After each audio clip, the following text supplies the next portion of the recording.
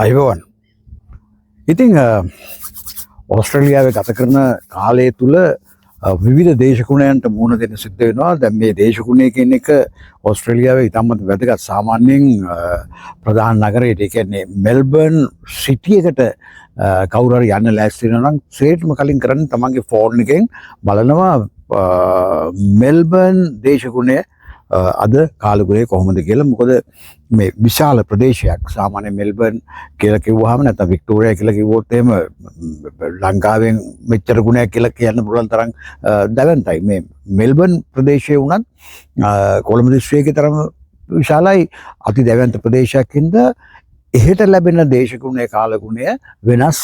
අපි ඉන්න මේ වොලට් කියන ප්‍රදේශයේ මම අද ඉන්නේ මේ මොහොතේ මගේ දුවගේ නිවසේ ඉන්නේ. ඉතින් ඒකින්ද බලලා තමයි යන්නේ. සමහරවිට අපිට හොඳට පායනවා, හොඳට අවුව තියෙනවා, හොඳ පරිසරයක් තියෙනවා. ඒ පරිසරයේ තියෙනකොට සිටි යනවා නම් සමහරවිට සිටි එකේ දැවැන්ත වැස්සක් තියෙන්න පුළුවන්, වර්ෂාපතනය තියෙන්න පුළුවන්. ඒ හින්දා එහෙම බලලා තමයි යන්නේ. ඒක තමයි මේ රටේ හැටි. ඉතින් කොහොම වුණත් මෙහෙ ඇවිල්ලා ගත කරන කාලය තුල ඔබට විවිධ උතුරු ගැන කතා කරන්න බලාපොරොත්තු වෙනවා. ඉතින් අද මට හිතුණා මගේ කන කොනට යන්තම් ඇහිච්ච මේ ලංකාවේ සිංහල ගුවන්විදුලියක පුංචි වචන කීපයක් නිසා මගේ හිත ටිකක් අතීතයට ඇදිලා ගියා. ඒ අතීතය කියලා කිව්වේ සිංහල භාෂාව පිළිබඳව අතීතයක්.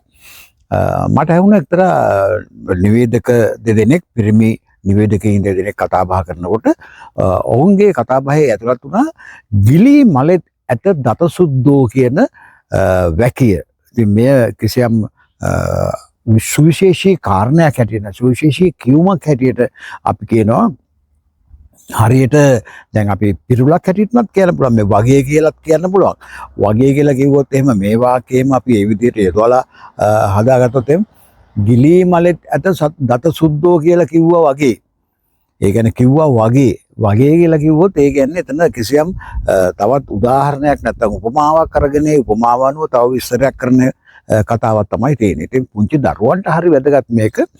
මොකද සාමාන්‍යයෙන් ඉගෙන ගන්න වයසේ ඉන්න අයට මේ වගේ පිරුළු ප්‍රස්තාව පිරුළු කියන දේ හරිම වැදගත්. පිරුළු මගේ YouTube නාලිකාවේ ගොඩක් දාලා තියෙනවා, යොමු කරලා තියෙනවා. හැබැයි මම පිරුළු යොමු කරලා තියෙන්නේ මගේ මේ කටහඬින් නෙවෙයි. මම පිරුළු ඉදිරිපත් කරන්නේ 100 කෙනෙක් කතා කරනවා වගේ.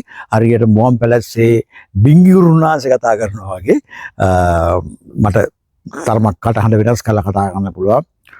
අනේ කම්පාදේ අල්ලබයින් යන්ට කිව්වා මෙතන කියලා පොඩ්ඩක් කටහඬ වෙනස් කරලා කතා කරන්න පුළුවන්. ඒ නිසා ඒ අනුව ප්‍රස්තාව පිරුළු රසක් මම එකතු කරලා තියෙනවා. දැන් ගිලී මලෙත් ඇත දත සුද්දෝ කියලා කිව්වහම ඇයි මේ දත සුද්දන්ට විශේෂයක් දීලා තියෙන්නේ? දැන් දත සුද්දෝ කියලා කියන්නේ ඊ කියලා කිව්වම දැන් දත් සුදට තියෙනවා කියලා කියන්නේ දත් වල පැල්ලම් කහට මුකුත් නැහැ කියන එක. පැල්ලම් කහට කිව්වම දතේ ගෑවිච්ච පාටට වඩා ගැඹුරට යන්නත් පුළුවන්. ඒ ගැඹුරට ගියොත් ඒකෙන් එන්නේ වෙනින් අර්ථයක් එන්නේ. දැන් ගිලී මලේ දත සුද්දෝ ඉන්නවා කියලා කිව්වම මොකද තියෙන විශේෂය? ඇයි ගිලී මලේ දත සුද්දෝ ඉන්න බැයිද? පුළුවන් ඉන්න. නමුත් මේ යෙදුම යෙදෙන්නේ, මේ යෙදුම විශේෂයෙන් යෙදෙන්නේ ගිලී මලේ කියන ප්‍රදේශය මේ බුලත් වලට ඉතාමත්ම ප්‍රසිද්ධ ප්‍රදේශයක්. ගිලී මලේ බුලත් වැවෙනවා වගේම ගිලී මලේ ජනතාව මේ බුලත් හැපීම, ඔබ දන්නවා බුලත් විටක් හැපීම අපේ පැරණි හෙළයාගේ ලක්ෂණයක්. මම සිංහලයා කියන වචනේ කියන්නේ නැහැ. අපේ හෙළයාගේ කිසියම් පුරුද්දක් හැටියට තමයි මම කියන්නේ. අපේ හෙළයින් ඉස්සර මේ බුලත් විට සැපීම තමන්ගේ පාළුව කාන්සිය යවා ගන්න කළ ක්‍රියාවක් හැටියට තමයි ඉදෙව්වේ. ඉතින් මේ බුලත් පිටක් හපනකොට ඒකට මත් වෙන ද්‍රව්‍ය එකතු කිරීම ඒ කාලේ තිබුණාද නැතාවද කියන එක නෙවෙයි කතාව තියෙන්නේ. අද බොහෝ විට බුලත් පිටට හුණු සහ දුම්කොළ වැනි සුවිශේෂී ද්‍රව්‍ය එකතු කරගෙන බුලත් පිට හපලා කට තුවාල වුණාම කටෙන් හැදෙන පිළිකාමය අසනීප නිසා නැත්නම් පිළිකා සෑදීම නිසා කටේ තුවාල ඇති වෙලා මේ බුලත් විට කෑමෙන් ඇති වෙන තුවාල වලින් පිළිකා මුඛ පිළිකා හැදිලා මේ යාමට පවා ඔවුන්ට සිදුවෙන අවස්ථාවල් තියෙනවා.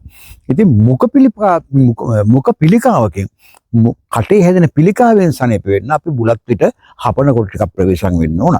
දැන් කතාවට යමුකෝ ඇදි ශ්‍රීනිමාල්ගේ වැඩේ ඉතින් එහෙට මෙහෙට වෙනින් කතා කියන එක.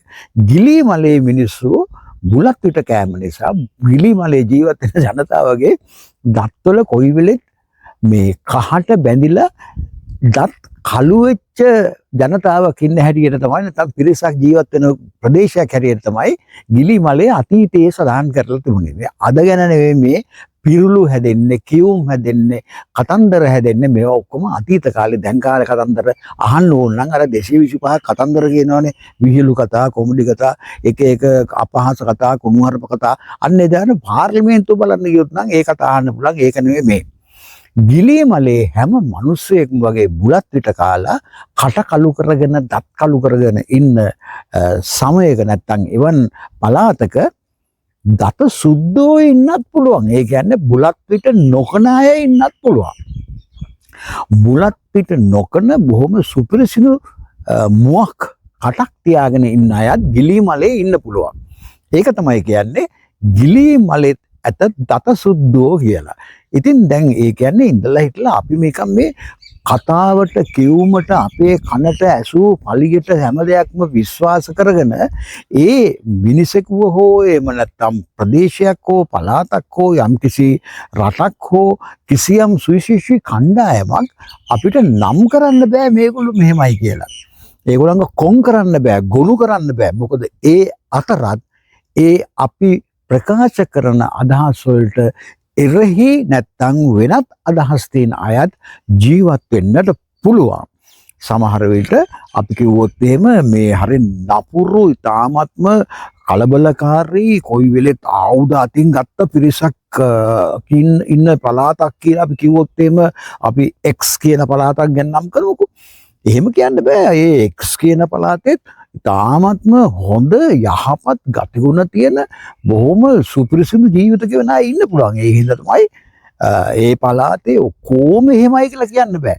ඉතින් ගිලී මලෙත් දත සුදු අය ඉන්නවා නම් අපිට ලෝකේ හැමෝම හැමතැනම එකම විදිහට නම් කරන්නට බෑ.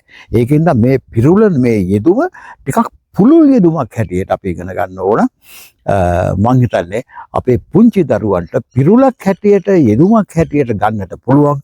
හැබැයි අපි වැඩිහිටි අපි මේ ගැන කල්පනා කරනකොට සමාජයේ ටිකක් දිගට පළලට බරට හිතලා මෙවැනි යෙදුම් අපේ ජීවිතයට සම්බන්ධ කරගන්න ඕන.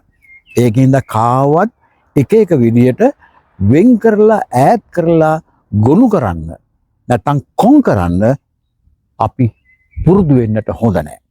ගිලී මලෙත් දත සුද්ධෝ ඉන්න පුළුවන් වගේ අපි කොතනත් හොඳම ප්‍රදේශයක හොඳම මිනිසුන් අතර නරක මිනිස්සු ඉන්නත් පුළුවන්. නරකම මිනිසුන් අතර හොඳ අය ඉන්නත් පුළුවන්.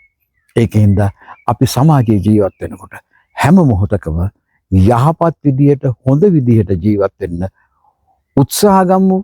ඒ වගේම සමාජයේ හැම තැනම නරකම දකින්න එපා. හොඳ අයත් ඉන්නවා.